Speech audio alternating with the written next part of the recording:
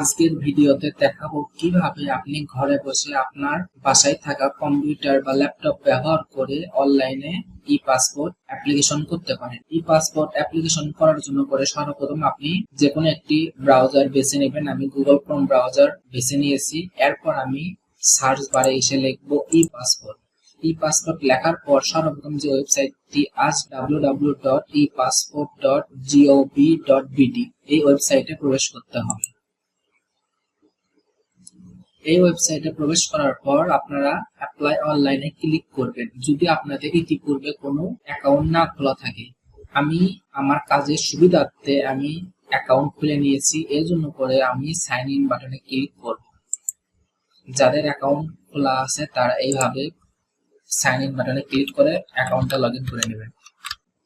Email address এবং password প্রবেশ করানোর পর আই অ্যাম হিউম্যানে ক্লিক করব।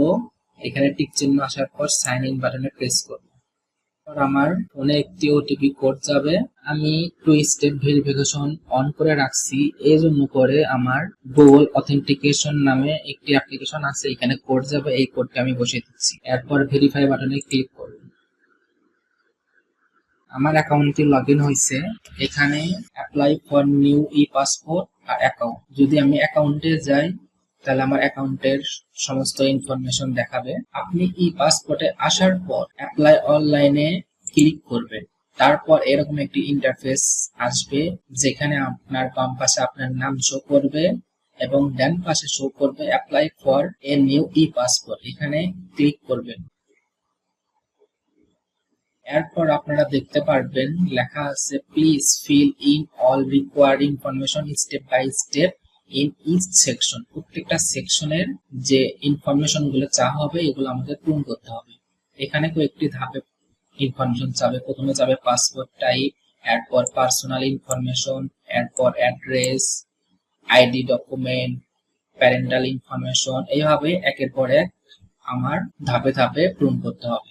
প্রথমে লেখা আছে পাসপোর্ট টাইপ, আমি কি টাইপ পাসপোর্ট তৈরি করতে চাচ্ছি। এখানে লেখা আছে select the passport type for your application. এখানে আপনারা অর্ডিনারি পাসপোর্টে ক্লিক করবেন কারণ আমরা সাধারণ পাবলিক। Save and continue.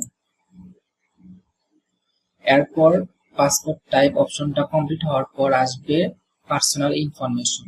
এখানে লেখা আছে পার্সোনাল ইনফরমেশন, নোট দেওয়া আছে if you have any confuse about given name এবং surname please click here the example. এখানে ক্লিক করে আপনারা এক্সাম্পল দেখতে পারবেন গিভেন নেম আর সারনেম কি আছে। এখানে কোনো ডাটা দেখাচ্ছে না, আমাদের প্রয়োজন নাই। এই পাসপোর্টটি আমি কি নিজের জন্য করে অ্যাপ্লাই করতেছি? হ্যাঁ, আমি নিজের জন্য করে অ্যাপ্লাই করব। এর জন্য করে এখানে টিক মার্ক দিব I apply for my self.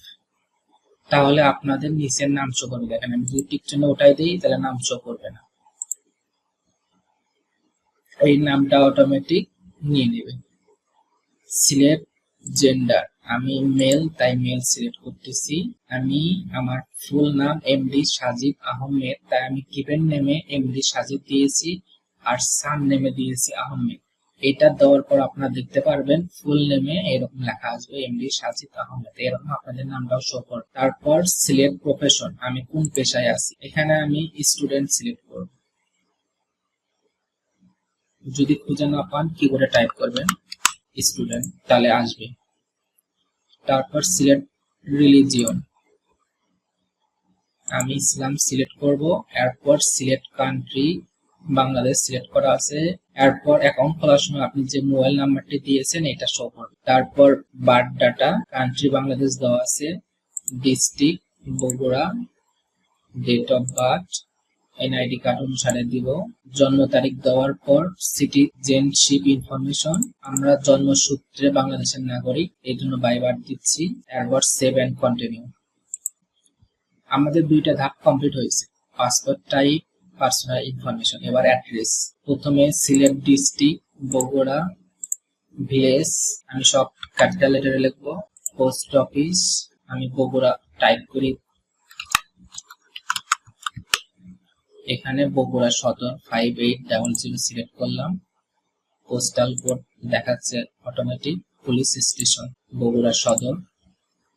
প্রথম সেকশনটি ছিল পার্মানেন্ট অ্যাড্রেস, এই জন্য আমি পার্মানেন্ট অ্যাড্রেসের ঠিকানা দিছি, সেই হিসাবে পুলিশ স্টেশন দিছি। এবার প্রেজেন্ট অ্যাড্রেস যদি পার্মানেন্ট অ্যাড্রেসের সাথে সেম হয় তাহলে টিক চিহ্ন দিবেন। আমার সেম না, তাই আমি লিখতে হবে পোস্ট অফিস, এটা আমি বগুড়া সদর দিচ্ছি। এরপর রিজিওনাল পাসপোর্ট অফিস RPO তে ক্লিক থাকবে, এরপর সেভ এন্ড কন্টিনিউ ক্লিক করব। এরপর আইডি ডকুমেন্টস, এখানে লেখা আছে নোটে if you hide your previous passport, আমি যদি আমার আগে কোনো পাসপোর্ট করা থাকে এটা যদি হাইড করি তাহলে আমার টাকা বাতিল করা হবে এবং পাসপোর্টটি রিজেক্ট করা হবে। আমার আগে কোনো পাসপোর্ট করা নাই, এর জন্য আমি নোটে সিলেক্ট করব।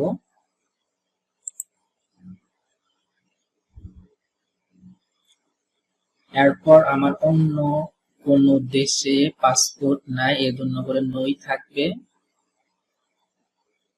এবার আমি এনআইডি কার্ড ইনফরমেশন দিচ্ছি, এরপর save and continue.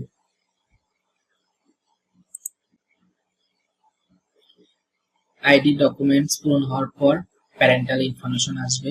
Father name দিব সপরাতের, প্রফেশন বিজনেস,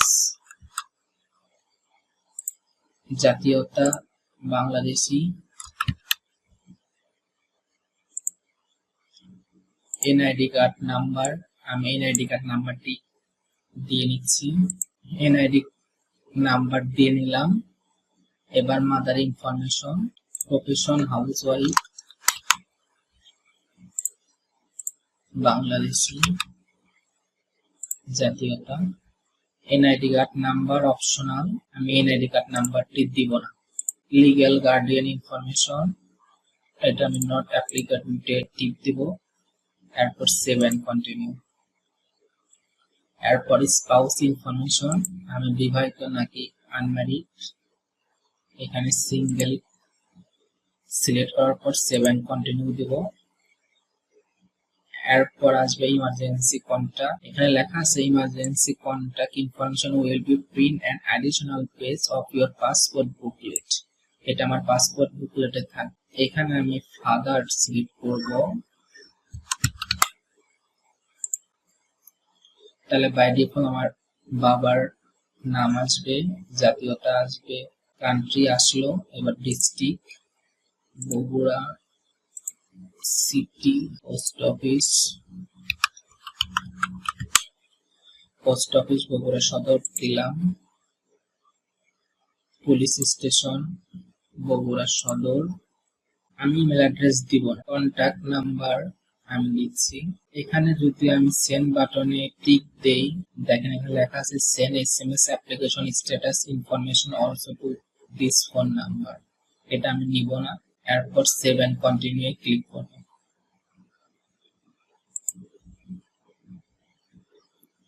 এরপর আসবে পাসপোর্ট অপশন, পাসপোর্ট অপশনে থাকবে আমি 5 বছর নিব নাকি 10 বছর। 5 বছরে 4025 টাকা, 10 বছরে 5750 টাকা, আমি 10 বছর সিলেক্ট করব।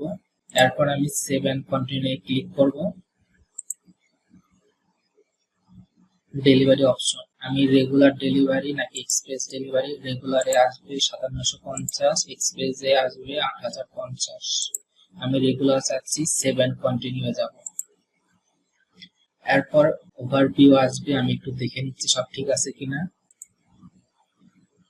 কনফার্ম এন্ড প্রসিড টু পেমেন্টে ক্লিক করব, confirm and proceed to payment.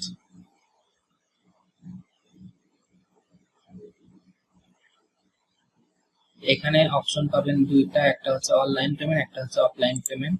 আমি অফলাইন পেমেন্ট সিলেক্ট করব এবং পরবর্তীতে এটা এসএলএন এর মাধ্যমে দিব। আর যদি আমি অনলাইন পেমেন্ট ক্লিক করি তাহলে অপশন আলাদা আসবে। আমি অফলাইন পেমেন্টেই যাচ্ছি, কন্টিনিউ।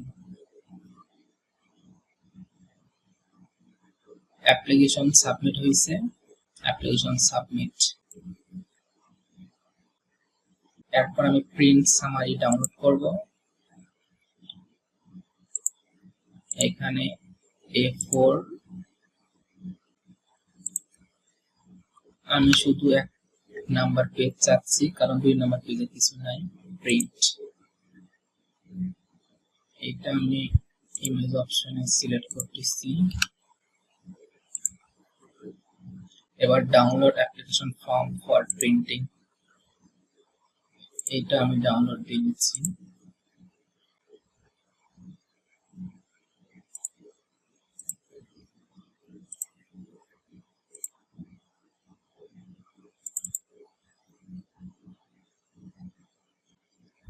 এরপরের ভিডিওতে আমরা দেখাবো কিভাবে অফলাইনের মাধ্যমে পাসপোর্টটি প্রদান করে। Thank you for watching this video.